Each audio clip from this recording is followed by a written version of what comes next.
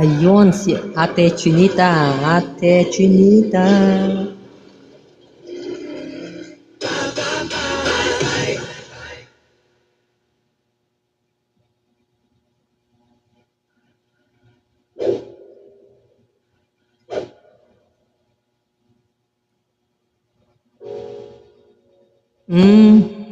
Kaya pala.